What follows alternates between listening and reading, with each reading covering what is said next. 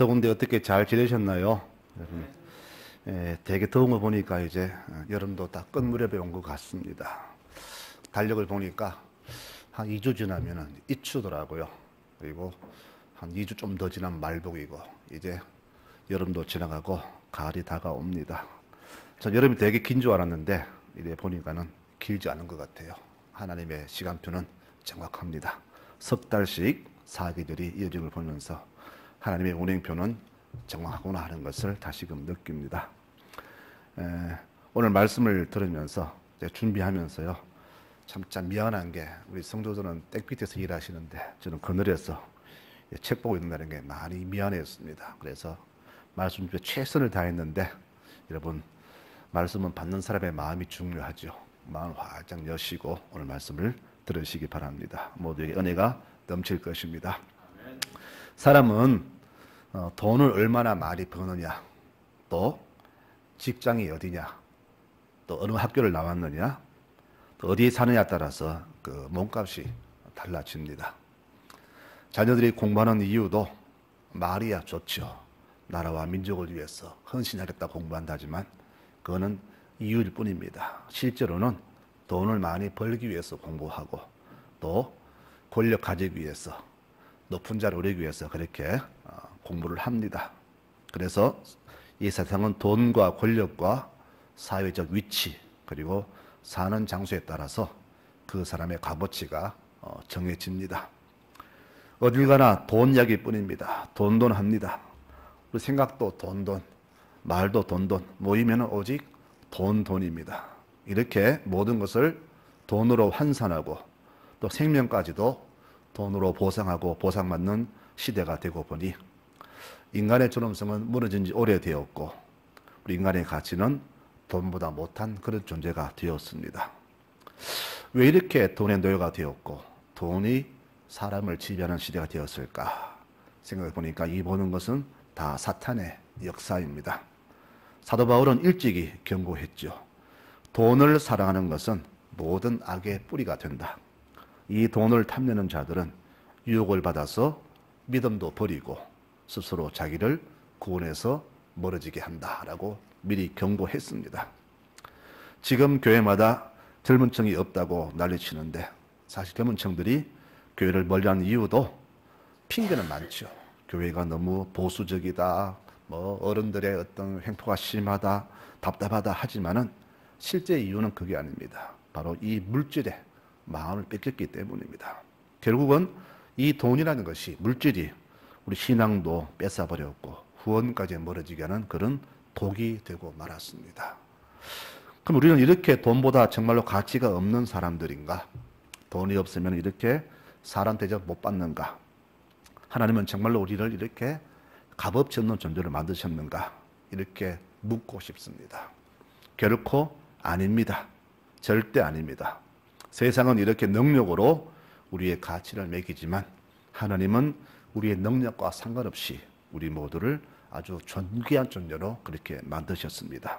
그러면 우리 몸값은 그럼 얼마쯤 될까요? 한번 계산해 볼까요? 우리 몸값은 제가 보기에는 1만 달란트가 됩니다.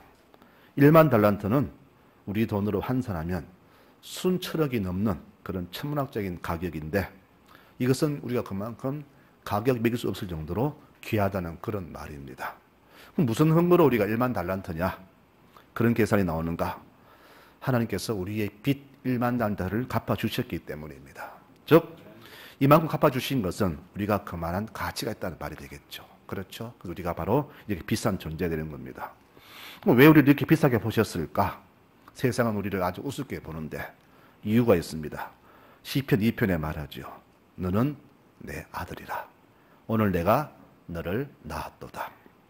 여러분, 내 몸으로 낳은 내 자식보다 귀한 것은 없죠. 어떤 천하보다 내 자식이 가장 귀합니다. 내 자식은 값으로 매길 수가 없지요. 하나님은 우리를 낳으셨습니다. 그래서 우리를 귀하다 보십니다. 아들 예수를 십자가에서 죽일 정도로, 그래도 괜찮을 정도로 우리를 보셨기 때문에 우리를 이렇게 귀하게 보신 겁니다. 우리는 이렇게 비싼 사람인데 어떻게 보면 사는 모습 따라서 자기를 스스로 격화시키는 사람이 있고 자기를 귀하게 만드는 사람이 있습니다. 그래서 우리 성도들은 무엇보다 우리의 몸값을 올릴 필요가 있습니다. 나 스스로 나를 존귀한 삶으로 만들어 가야 된다는 그런 말이 됩니다. 그러면 어떻게 해야 우리의 몸값을 올릴 수 있을까요? 오늘 이 말씀을 나누고자 합니다. 먼저 우리의 언어로서 말로 나의 몸값을 올려야 합니다. 말은 그 사람의 인격이죠. 그 사람의 언어에 따라서 그 사람의 품위가 달라집니다. 말을 들어보면 그 사람의 성품이 어떠한가, 인격의 상하를 알 수가 있습니다. 우리 한국 사람들은 되게 부정적입니다. 그래서 비판을 많이 하지요. 근데 말이라는 것은 이 부메랑 같아서 내뱉은 그대로 내게 돌아옵니다. 그래서 주님께 말합니다. 비판하지 말라. 너희가 비판하면 너희도 그렇게 비판받을 것이다. 너희가 남을 평가하는 만큼 너희도 그대로 평가를 받는다라고 말씀하셨어요. 내가 말하는 만큼, 상대에 대해서 평가하는 만큼 나도 딱 그만큼만 인정을 받게 됩니다. 그래서 우리 삶에는 부정적인 건 너무나 많습니다. 더워 죽겠다. 배고파 죽겠다. 힘들어 죽겠다. 너 때문에 못 살겠다. 배부르다고 배불러 죽고, 속상해도 속상해 죽고, 좋아서 죽겠고, 자식 때문에 죽겠고, 온통 죽겠다는 말이 우리 일상을 지배합니다.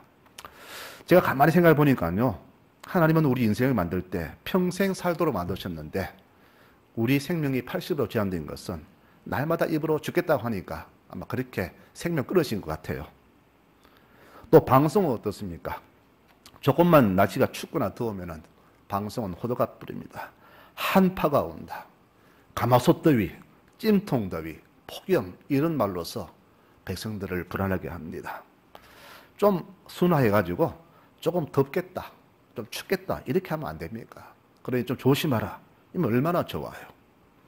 경제가 정말 어려우면 나라가 곤방하고 국민 모두가 굶어 죽을 것처럼 그렇게 방송은 호들갑 칩니다. 북한이 조금만 이상 징후를 보이면 곧 전쟁 날 것처럼 방송은 국민들을 불안하게 그렇게 방송합니다. 이렇게 부정적으로 보도하니까 국민들은 불안해서 미래를 준비하느라 주식 투자에, 정권에, 땅 투기에 이러니 나라가 꼴이 말이 아닙니다. 우리 개인도 그렇지만은 우리 나라도 사회도 단체도 이 언어 사용에 매우 신중해야 합니다. 이렇게 언어는 단어 하나하나가 너무 중요한데 우리가 내 속에 어떤 마음을 품느냐에 따라서 자기의 품격이 결정이 되고 내가 말을 내뱉은 대로 우리 삶에 그대로 축복이나 저주가 온다는 것을 우리는 알아야 됩니다. 즉 무슨 말이냐? 내가 축복을 많이 선포하면 내게 복이 오고 내가 저주를 많이 하면 내가 저주가 온다는 그런 말입니다. 그래서 우리의 언어가 너무나 중요합니다. 우리 특히 신앙인의 언어는 늘 신중해야 하고 늘 축복의 언어, 늘 긍정적인 언어를 구사해야 한다는 그런 말이 됩니다. 말에는 입술의 말도 있지만 마음의 언어도 있습니다. 상대를 높여주는 언어, 격려와 힘을 실어주는 그런 언어는 예쁜 마음을 가진 사람이 구사할 수 있는 인격의 발로입니다. 그러나 마음이 부정적인 사람은 그 행동도 말도 항상 나쁘게 나타납니다. 신혼 때 아내와 싸운 적이 있었습니다. 뭐 다 싸웠겠지만은 TV를 보다가 와, 저 여자 예쁘네 그랬더니 당장 질투의 말이 나옵니다. 저 여자가 뭐가 예쁘노? 저 여자 얼굴 그냥 뜯어고친 얼굴이다. 내가 더 예쁘다. 이렇게 질투하더라고요. 그러면 제가 빈말이라도 그래 당신 더 예쁘다 그러면 되는데 제가 또 정직하잖아. 또 제가 바른 말만 하잖아요. 당신 그 얼굴로 어디 저 비교하나? 이랬다가 제 복을 그다 찬 적이 있었습니다. 긍정의 언어는 사람을 살리지만은 부정적 언어는 사람을 죽입니다. 그래서 우리 언어가 자기의 품위를 높이는 일이 됨을 우리는 알아야 될 겁니다. 성경은 말합니다. 경우에 합당한 말은 언쟁반의 금사가다.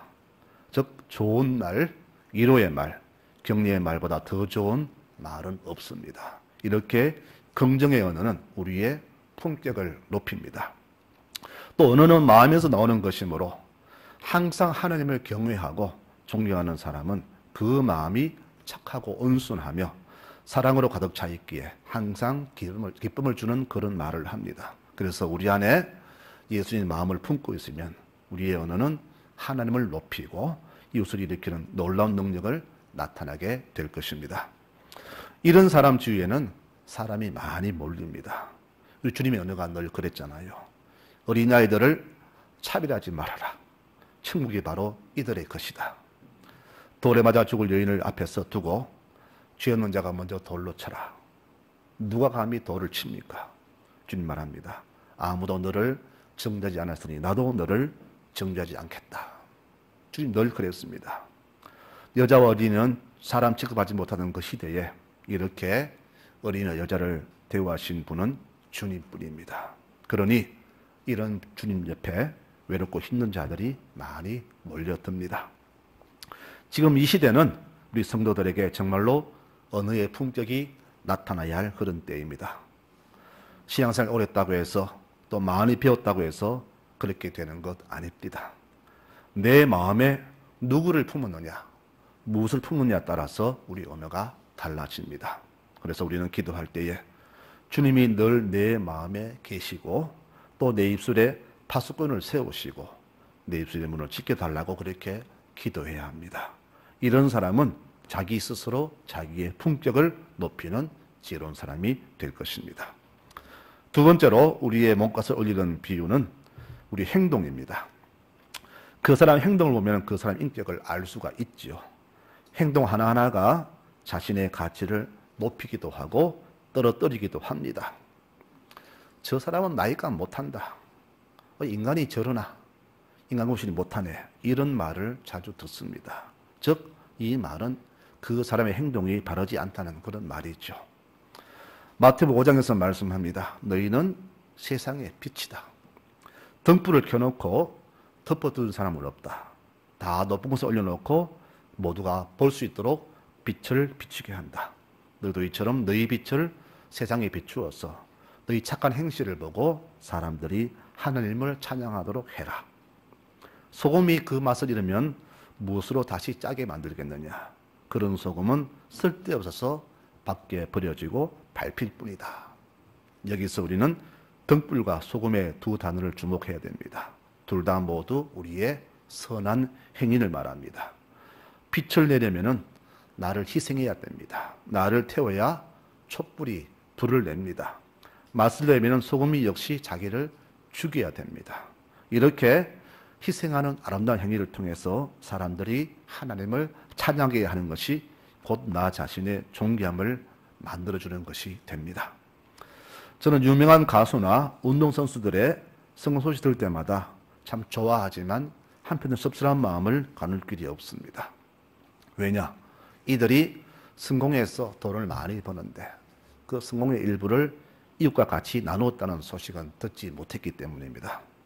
물론 자기들이 노력해서 성공한 것은 맞지만은 그들의 성공 배경에는 국민들의 응원과 국가의 배려와 후원이 있었기 때문에 가능했죠. 그렇다면은 그들은 성공의 일부분을 당연히 국가와 국민과 같이 나누는 것이 마땅한데 그들은 자기들만 누리며 산다는 것입니다. 또 기업은 어떻습니까? 우리나라 대기업들, 과거 국가가 국민들의 희생을 담보해 주지 않았다면 저렇게 대기업 될 수가 없습니다. 최저임금에 산업재해를 맞아도 국가가 사주의 손을 들어주고 기업이 성장하도록 국민들을 희생시켰는데 이제 조금 대우를 다르게 해달라고 해서 기업하기 어렵다. 노조 때문에 기업 못하겠다. 외국으로 자본을 빼겠다. 이런 말이 나오고 협박이라 합니다. 내가 누릴 때는 좋았는데 내놓으라 하니 버틴 것을 볼 때 너무하다는 생각을 많이 가집니다. 조금만 양보하면 사람도 기업도 자기 격상이 될 텐데 그런 모습 보기 힘드니까 매우 씁쓸합니다. 그러나 세상은 그렇다 치더라도 중요한 것은 우리 믿는 자의 모습입니다. 지금 우리는 우리를 바라보는 저 사람들의 기대치에 못 미치기 때문에 우리 스스로 품격을 떨어뜨리고 있습니다. 이 땅의 수많은 교회들, 수많은 신앙인들이 그 비싼 몸값을 하지 못하겠다는 겁니다. 옛날에는 예수쟁이 그러면은 다 인정해 주었습니다. 올바른 사람들, 정직한 사람들, 사랑이 많고 희생을 해주는 그런 사람들 인정해 주었는데, 지금은 그 기준이 미치지 못하니까 교회는, 성도들은 세상에 이리 차이고 저리 차이는 찬밥 신세가 되고 말았습니다. 우리 믿는 사람들은 모든 면에서 달라야 합니다. 언어도 달라야 하고 마음 씀씀이도 달라야 하고 살아가는 모습도 생각도 달라야 합니다. 저들보다 모든 것이 높고 고귀해야 합니다. 왜? 우리는 비싸잖아요. 1만 달란트 비싼 사람이 되잖아요. 그런데 우리가 이 몸값대로 못 사니까 품격이 떨어지는 겁니다. 그러므로 우리 믿는 자들의 올바른 언어 생활, 올바른 행동, 이것은 우리 스스로 우리를 높이는 그런 귀한 방법이 됩니다. 그 세 번째는 어떻게 하면 우리 몸값을 올릴까? 하나님이 높여주시면 됩니다. 세상 사람들은 우리를 낮게 보더라도 하나님이 높여주시면 우리는 됩니다. 세상은 겉모습으로 우리를 평가하지만 하나님이 보시는 기준은 따로 있죠. 그게 뭘까요? 우리가 하나님을 얼마나 사랑하고 그분을 존귀 여기는가, 이것을 보십니다. 시편 91편에 네가 나를 사랑하니 내가 너를 건져주겠다. 네가 내 이름을 존귀 여기니 나도 너를 높여주겠다라고 말씀하십니다. 잠언 4장에는 그를 높이라. 그러면 그가 너를 높여주시겠다. 만일 네가 그를 품으면 그가 너를 영화롭게 해주신다라고 분명히 말씀하십니다. 모세는 누구보다 하나님을 지극히 사랑한 사람입니다. 처음에는 그 소명에 뺀질 뒷공문을 쳤지만은 하나님을 누구보다 사랑한 그런 사람이었어요. 그 하나님도 그를 아주 존귀하게 여기십니다. 이런 모세가 어느 날 재혼을 했습니다.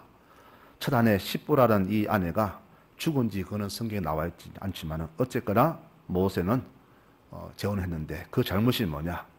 이방 여인과 결혼하지 말라고 율법에 되어 있는데 누구보다 율법을 지켜야 할 그가 이방 여인과 결혼했다는 겁니다.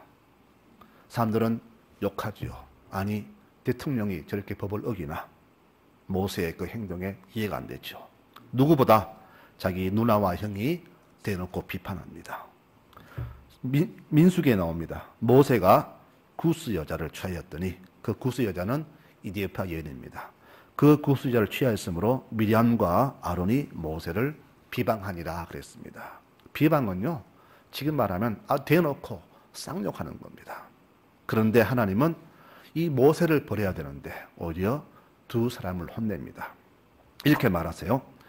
내가 너희와 말할 때는 꿈이나 환상으로 말했다. 즉 직접 대면하지 않고 간접 말했다는 겁니다. 그런데 모세하고 말할 때는 직접 얼굴을 대면하고 말한다. 그리고 모세와 내 사이에는 비밀이 없을 정도로 우리는 친한 관계다. 그럼 너희가 어째서 내 종 모세 비방하기를 두려워하지 아니하느냐. 오히려 모세를 두둔하고 두 사람을 책망하십니다.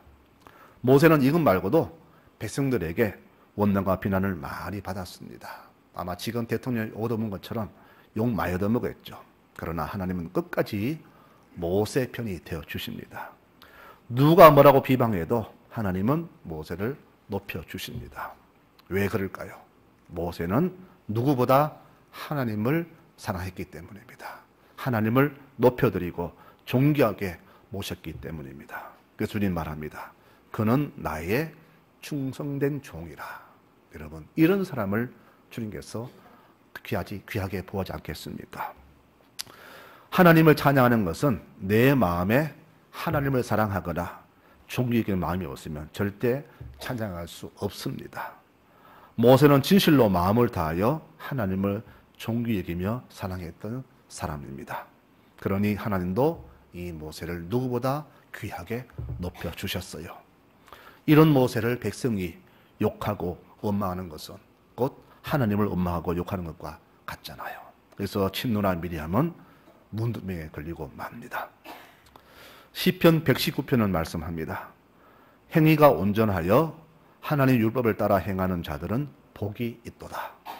여호와의 증거들을 지키고 온 마음을 다하여 여호와를 구하는 사람은 복이 있도다라고 했습니다. 우리가 하나님을 귀하게 여기는 것은 우리가 얼마나 신실한 믿음으로 사느냐로 증명이 될 것입니다. 그래서 우리의 평소 생활 모습이 너무나 중요함을 이 시간 말씀을 드립니다. 말씀을 맺고자 합니다. 오늘 말씀에 사람 몸값이 나오지요. 성인 남자는 20살, 60살까지 남자는 요즘 돈으로 치면은 10달치 봉급에 해당하는 고액입니다. 여자는 6개월치 봉급에 해당하는 돈이 되고요. 노인들과 아이들의 몸값은 다 다르지만은 전체적으로 결코 우리의 몸값이 적은 몸값은 아닙니다. 아주 비쌉니다. 믿음이 없는 자들은 스스로 말했죠. 우리는 메뚜기 같다. 저 가난 정탐꾼 그래 말했잖아요. 우리 메뚜기 같다. 믿음이 없으니까 자기 스스로 비하시킵니다. 차라리 우리는 종세를 할 때가 더 안전하고 좋았다. 이렇게 자신들을 종의 몸값으로 평가절하했지만 하나님은 우리 몸값을 아주 비싸게 보셨습니다. 왜 그렇게 비싸게 보실까요? 아까 읽었잖아요. 시편에 말합니다. 너는 내 아들이라. 내가 너를 낳았기 때문이다. 여러분, 누가 내 자녀를 비하하고 욕해도 부모는 그 자녀를 감싸주잖아요. 누가 내 자녀를 비천하게 생각해도 부모는 그 자녀를 천하보다 귀하게 보잖아요. 이렇게 우리 존귀한 사람이라는 겁니다. 오늘 말씀에 나오는 몸값은요, 그 당시 사람의 노동력과 사회적 위치, 나이에 따라서 측정한 몸값입니다. 특히 20살, 60세의 남자와 여자가 제일 비싼 이유는 이때가 하나님을 가장 잘 섬길 수 있는 모든 것을 갖춘 때이기 때문입니다. 여러분, 즉 무슨 말이냐? 이 나이 때가 이때 우리의 나이와 힘과 모든 사회적 위치, 노동력이 제일 좋기 때문에 그만큼 하나님을 더 많이 잘 섬기라는 그런 말이 됩니다. 능력이 있을 때 더 많이 섬기고 힘이 있을 때 더 많이 봉사하고 무엇이든 잘할 수 있을 때 가장 좋은 조건이 있을 때 더 힘써 하나님 섬기라는 그런 말이 됩니다. 누구보다 잘 섬길 수 있는 그런 좋은 위치에 있으면서도 섬기지 않는 사람은 자기 스스로 자기의 품격을 떨어뜨리는 그런 일이 됩니다. 많이 가진 사람이 베품에 인색하고 젊고 능력 있는 사람이 주님 일에 무관심하고 게으르면은 자기 스스로 주 앞에서 자기 품격을 떨어뜨리는 그런 어리석은 일이 됩니다. 동전 2개 드린 더 여자가 저 부자보다 더 많이 들었다. 이 말은 부자들의 인색함과 게으름에 대한 주님의 책망의 말씀이 됩니다. 그러므로 성나족의 모든 성도 여러분, 앞으로 우리가 가만 생각하면요, 앞으로 우리가 얼마나 힘써 봉사하고 힘써 헌금 드릴 수 있는 날이 과연 얼마나 남아있을까? 그리 많지는 않을 겁니다. 30살까지는 공부하고 취업한다고 봉사 못하고, 결혼하면 아이 키운다고 못하고, 중년까지는 애들 공부시킨다고 못하고, 또 결혼시킨다고 못하고, 은퇴하면 노후 준비하느라 봉사 못하고, 나이 들면 늙어서 힘없다고 못하고, 어리다고 못하고, 공부한다고 못하고, 여자라서 힘없어 못한다고 못하고, 늙었다고 못하고, 아프다고 못하고, 애 본다고 못하고, 젊고 힘이 있으면 늙인다고 못하고, 우리 지금까지 늘 이런 식으로 이런저런 핑계로 주일에 게을렀잖아요. 나태하게 살았잖아요. 주님은 많이 주셨는데, 우리를 귀하게 보셨는데, 우리 사는 모습은 늘 주 앞에서 종보다 못한 모습으로 살아왔잖아요. 이것이 우리 삶이었음을 우리 여러분들 기억하고 깨닫고 계시는지요? 왜 우리 한국 교회가 우리 성도의 삶이 저 불신자들에게 저렇게 인정받지 못할까요? 우리가 이렇게 살았기 때문입니다. 내 몸값대는 못했기 때문이에요. 유명한 손흥민 선수, 그가 골 넣을 때는 언론이 호평하잖아요. 역시 몸값을 했다. 그런데 못 차면은 몸값 못했다. 비판하잖아요. 여러분, 구원은 내가 믿음으로 받지만은 훗날 내가 저기 갔을 때 받을 상급은 이 땅에서 내가 어떻게 살았느냐로 평가가 됨을 알아야 됩니다. 환경 여건에 불평하지 않고 충성한 그 다스들한테 받은 종의 유효가 바로 이것을 말해줍니다. 우리가 평소에 늘 이렇게 힘써 헌금 생활에 힘쓰고 봉사에 힘쓰고 기도에 힘쓸 이유가 바로 여기에 있는 겁니다. 모든 자녀가 다 귀하고 사랑스럽지만은 그 중에서 특히 착하고 부지런하고 부모의 순종 잘하고 형제간 우애 있게 지내고 늘 믿음직한 모습 살아가는 자녀는 더 사랑스럽듯이 우리 하나님도 말씀대로 살려고 애쓰고 늘 성실하며 건면하며 자녀단 모습 살아가는 자녀를 더 높여주지 않겠습니까? 그것은 당연한 거 아니겠어요? 누가 고린도서에서 말합니다. 너희 몸은 너희가 하나님께서 받은 성전인 줄 알지 못하느냐? 너희는 너희 자신의 것이 아니다. 하나님이 값주고 사신 것이니 너희 몸으로 하나님께 영광을 돌리라. 우리의 어떻게 살아갈 방식을 말합니다. 주님이 결론적으로 말씀하시죠. 모세는 너희와는 다른 사람이다. 같은 주의 백성인데 모세는 다른 사람이라고 그를 더 높이 평가하셨습니다. 왜 그렇습니까? 이유는 우리가 더 잘 압니다. 우리 하나님은 우리를 지극히 높여주셨습니다. 이렇게 우리는 매우 존귀한 사람들입니다. 그러나 우리의 아름다운 언어와 아름다운 삶의 모습은 나를 높일 뿐 아니라 더 나아가 우리 하나님을 높여드리는 존귀한 모습이 됨을 절대 잊지 마시기 바랍니다. 세상 모두가 교회를 비판하는 이 시대에 제대로 된 신앙인으로 산다는 것은 너무나 중요한 우리의 소명이 될 것입니다. 앞으로 남은 우리의 삶은 오직 우리 하나님을 높이며 살아가시는 우리 모든 교우들의 삶이 되시기를 축원합니다. 여러분, 내 삶을 통해서 내가 얼마나 믿음으로 생각에 따라서 하나님의 영광이 돌려지고 내 삶의 모습이 인정을 받게 될 것입니다. 그래서 세상도 인정하고 무엇보다 하나님께 인정받는 존귀한 성날적인 모든 교우들이 되시기를 축원합니다. 아멘.